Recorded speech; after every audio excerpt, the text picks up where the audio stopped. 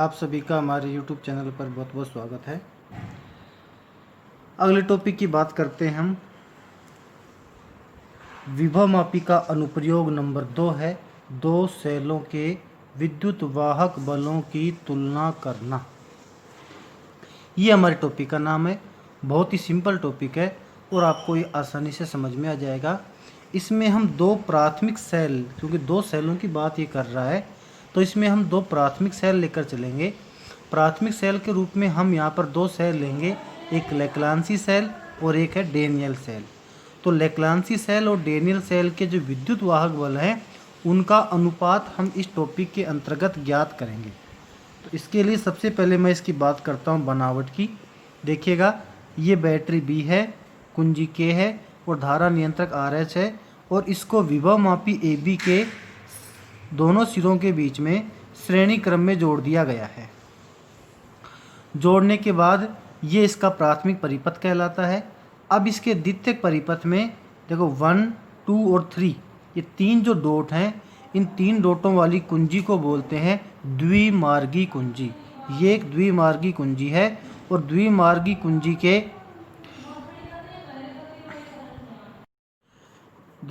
कुंजी के टर्मिनल 1, 2 और 3, इसको टर्मिनल 1 से यहाँ पर जोड़ते हैं हम E1, या ये पहला, ये इसको ये फॉर्म है कि ये डेनियल सेल है। तो डेनियल सेल के पॉजिटिव सिरे को उच्च विभव बिंदु A से और इसके नेगेटिव सिरे को द्विमार्गी कुंजी के टर्मिनल 1 से जोड़ते हैं। ठीक इसी प्रकार टर्मिनल 2 से जोकी लगे धारामापी को जोड़ते हैं। ये धारामापी G है जो जोकी से लगा हुआ है। इसी प्रकार टर्मिनल 3 से लेक्लांसी सेल के नेगेटिव सिरे को जोड़ते हैं और लेक्लांसी सेल का पॉजिटिव सिरा उच्च विभव बिंदु A से जुड़ा रहता है। ये है लेक्लांसी सेल E2 और ये है डेनियल सेल E1। आगे चलते हैं।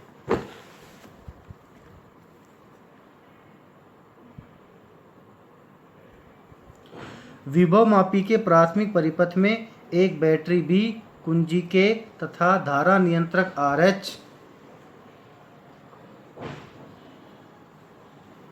सही नहीं दिखा था, इसको मैं हटाता हूँ।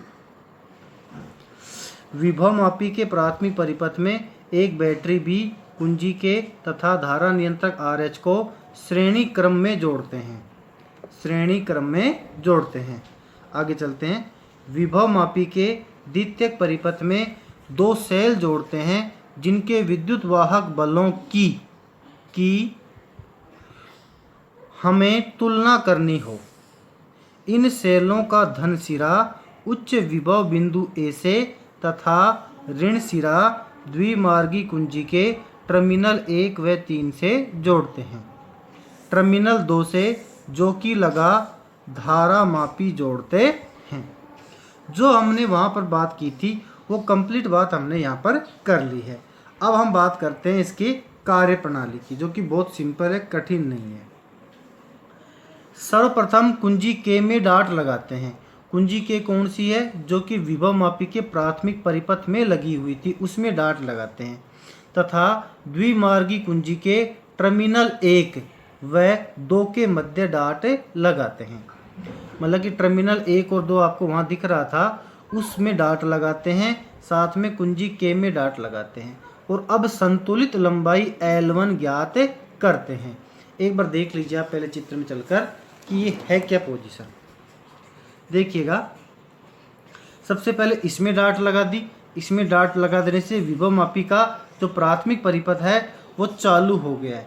साथ में अब 1 और 2 के बीच जब डाट लगाई हमने तो क्या फर्क पड़ेगा? 1 और 2 के बीच डाट लगाने से ये E1 जो सेल है वो परिपथ में जुड़ गया है, E2 का कोई संबंध नहीं रहा। E2 फिलहाल परिपथ में जुड़ा हुआ नहीं है। तो फिलहाल इन दोनों के बीच डाट लगा देने से विभव मापी के द्वितीयक परिपथ में जो प्रथम जो प्राथमिक सेल है वो परिपथ में जुड़ गया है।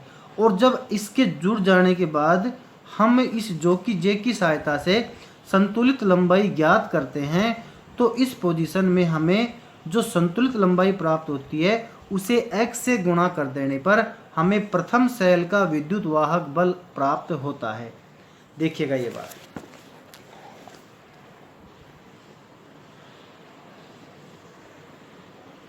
ये बात हमने कर ली थी कि संतुलित लंबाई L1 को ज्ञात करते हैं। तो इस पोजीशन में E1 बराबर क्या हो गया, XL1 समीकरण नंबर 1।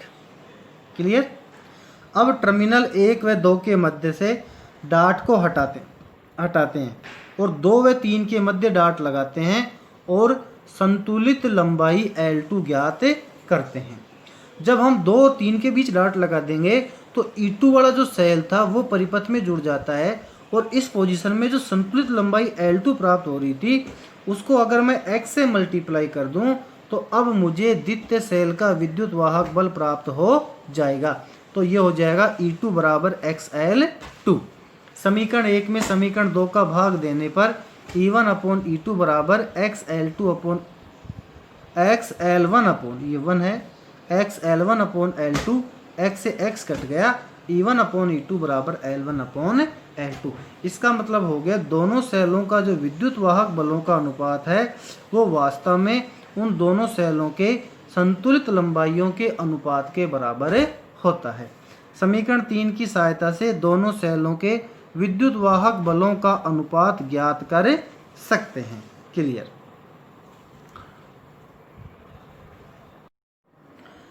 अगला अनुप्रयोग है और वो है नंबर 3, अल्प प्रतिरोध ज्ञात करना।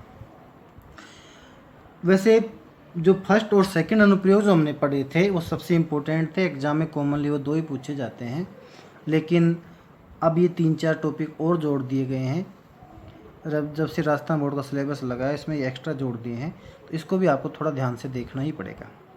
अल्प प्रतिरोध ज्ञात करना मतलब इस टॉपिक के अंतर्गत हम एक अल्प प्रतिरोध जो कि परिपथ में जुड़ा हुआ है उसका विभव मापी की सहायता से उसकी वैल्यू को ज्ञात करेंगे इसके अंतर्गत। तो बनावट में ज़्यादातर वही बनावट है, अब मैं वैसे पढ़ देता हूँ इसको फिलहाल, चित्र अगले पेज पर मिलेगा हमें, तो फिलहाल मैं यूँ ही पढ़ रहा हूँ, इसको आप थोड़ा ध्यान दे लें कि विभव मापी के प्राथमिक परिपथ में बैटरी B1, कुंजी K1 तथा धारा नियंत्रक RH1 को श्रेणी क्रम में जोड़ते हैं। विभव मापी के द्वितीयक परिपथ में एक ज्ञात प्रतिरोध R तथा अज्ञात अल्प प्रतिरोध स्मॉल r को श्रेणी क्रम में जोड़ते हैं। चित्रानुसार B2, कुंजी K2 तथा धारा नियंत्रक RH2 को श्रेणी क्रम में जोड़ते हैं। हालांकि अभी आपको सकता समझ में नहीं आया हो, डायग्राम देखने के बाद समझ में आ जाएगा, आप इसको यहीं से उतार लें। अब इसका डायग्राम देखते हैं।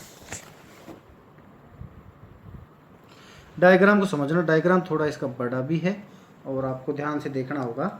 देखिएगा इसमें सभी परिपथ में वही सिस्टम है, बैटरी, कुंजी और धारा नियंत्रक ये तीनों विभव मापी AB के दोनों सिरों के बीच में श्रेणी क्रम में कसे होते हैं। लेकिन अगर किसी परिपथ में दोबारा बैटरी B, कुंजी के और धारा नियंत्रक RH अगर दोबारा लगा हुआ हो, जैसा कि यहाँ लगा हुआ है, तो इस पोजीशन में ऊपर वालों को तो 1 1 1 और नीचे वालों को 2 2 और 2 का नाम दे देते हैं। इसलिए यहाँ पर बैटरी B1, कुंजी K1 तथा धारा नियंत्रक RH1 को श्रेणी क्रम में जोड़ा गया है। अब हम बात करते हैं कि विभव मापी के द्वितीयक परिपथ में ये द्विमार्गी कुंजी जुड़ी होती है, जिसका ये टर्मिनल 1 है, ये टर्मिनल 2 है और ये टर्मिनल 3 है। टर्मिनल 2 से जो कि लगा धारामापी जोड़ते हैं, जैसा कि हम अब तक जोड़ते आए हैं। इसके साथ ही टर्मिनल 3 से एक कैपिटल R प्रतिरोध जोड़ते हैं। कैपिटल R प्रतिरोध ज्ञात प्रतिरोध है, अर्थात इसकी वैल्यू हमें पता है, लेकिन ये स्मॉल r जो है ये अज्ञात प्रतिरोध है और इसकी वैल्यू हमें पता नहीं है और इसकी वैल्यू ही हमें ज्ञात करनी है। यहाँ इसके दूसरे सिरे को इस टर्मिनल 3 से जोड़ रखा है और टर्मिनल 3 के दूसरे सिरे के बीच में इधर बैटरी B2, कुंजी K2 और धारा नियंत्रक RH2 को श्रेणी क्रम में जोड़ा गया है। बैटरी B2 के धन सिरे को वापस उच्च विभव बिंदु A से जोड़ा गया है। यहाँ हम बात करें तो देखिएगा अब यहाँ R और कैपिटल R और स्मॉल r के बीच में एक वायर लेके चलते हैं और इस वायर को हम जोड़ देते हैं द्विमार्गी कुंजी के टर्मिनल 1 से। इससे क्या फ़र्क पड़ जाता है वो देखना आप। जब हम यहाँ इन दोनों के बीच में जब डाट लगाते हैं तो करंट जो है वो यहाँ से चलती है, इससे होती है और इससे होती हुई, इसमें होती हुई और यहाँ विभव मापी में चली जाती है। अर्थात जब यहाँ 1 और 2 के बीच डाट लगा देते हैं उस पोजीशन में ये जो कैपिटल आर प्रतिरोध है वो काम आ जाता है, स्मॉल आर नहीं। क्लियर? जब 2 और 3 के बीच डाट लगा देते हैं तो ये वाला परिपथ तो फेल हो जाता है। इस पोजीशन में क्या हो जाता है, यहाँ से करंट आता है और इसमें गया, फिर इसमें गया, फिर इससे होता हुआ इसमें गया और फिर पोटेंशियोमीटर में चला गया। अर्थात इस पोजीशन में इससे और इससे दोनों प्रतिरोधों से करंट फ्लो होता है और ये दोनों प्रतिरोध लगातार जुड़े हुए हैं, अर्थात श्रेणी क्रम में जुड़े हुए हैं। तो जब 2 और 3 के बीच डाट लगाते हैं तो इन दोनों का प्रभावी प्रतिरोध capital R plus small R हो जाता है। आगे बढ़ते हैं। द्विमार्गी कुंजी के टर्मिनल 1 व 3 को चित्रानुसार जोड़ते हैं, टर्मिनल 2 से जो कि लगा धारामापी जोड़ते हैं। ये तो थी इसकी बनावट। अब मैं बात कर लेता हूँ इसकी कार्य प्रणाली की। सर्वप्रथम कुंजी K1 K2 कहाँ थी, एक ऊपर थी एक नीचे थी, तथा द्विमार्गी कुंजी के टर्मिनल 1 व 2 के मध्य डाट लगाते हैं। और जब इनके बीच डाट लगाते हैं तो मैंने आपको बताया था कि इस पोजीशन में जब यहाँ डाट लगा देते हैं तो कैपिटल आर प्रतिरोध उपयोग में आता है। अर्थात इस पोजीशन में जो संतुलित लंबाई L1 जो हमने ज्ञात की है उस L1 को अगर x से मल्टीप्लाई कर दिया जाए तो ये जो विभवांतर आएगा वो वास्तव में इस कैपिटल आर के सिरों पर उत्पन्न विभवांतर होगा। किसके सिरों पर? कैपिटल आर के सिरों पर। आप ऐसा भी कह सकते हो कि इस समय हमने बैटरी जो B2 लगा रखी है इसका विद्युत वाहक बल क्यों नहीं लिखा। क्यों इसलिए नहीं लिखा क्योंकि इस बैटरी B2 के दोनों सिरों के बीच में ये कैपिटल आर प्रतिरोध उपस्थित है, इस वजह से इसका विद्युत वाहक बल थोड़ा कम इसकी वजह से हो गया है। और अब जो L1 को x से मल्टीप्लाई करने पर जो विभवांतर प्राप्त हो रहा है वो वास्तव में इस कैपिटल आर के सिरों पर उत्पन्न विभवांतर के ही बराबर है। इस वजह से अगर इस परिपथ में I धारा बह रही है, कितनी धारा बह रही है, I धारा अगर इस परिपथ से बह रही है तो इसके सिरों पर उत्पन्न विभवांतर रहेगा I कैपिटल R। इसलिए XL1 जो है वो I कैपिटल R के बराबर है, समीकरण नंबर 1। अब इसका उल्टा देखें।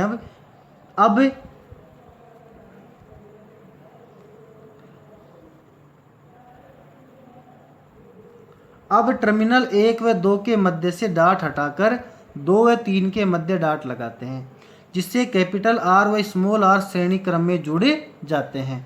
अब संतुलित लंबाई L2 को ज्ञात करते हैं।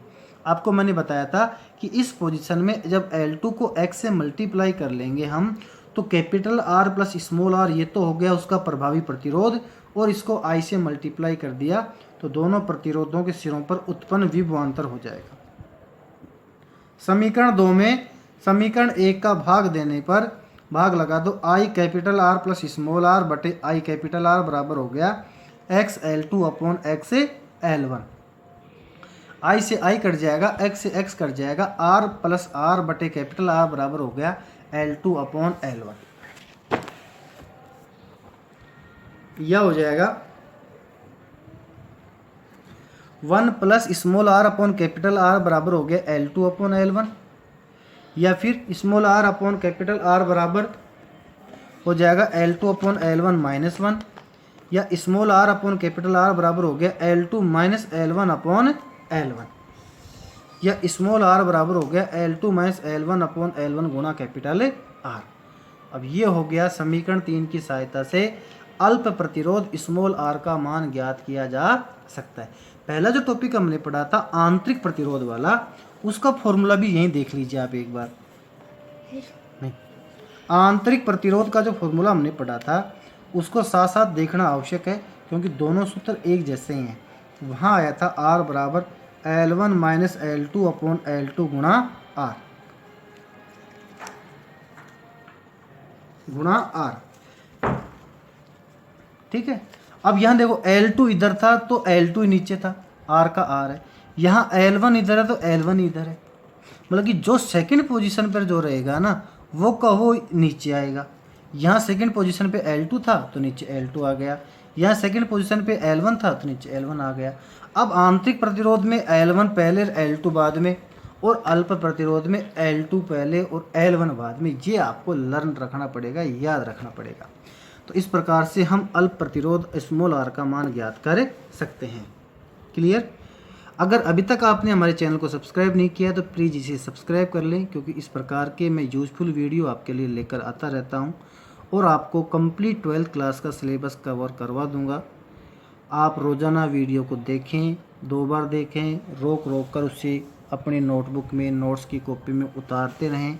आपको किसी अन्य जगह और पढ़ने की आवश्यकता नहीं पड़ेगी।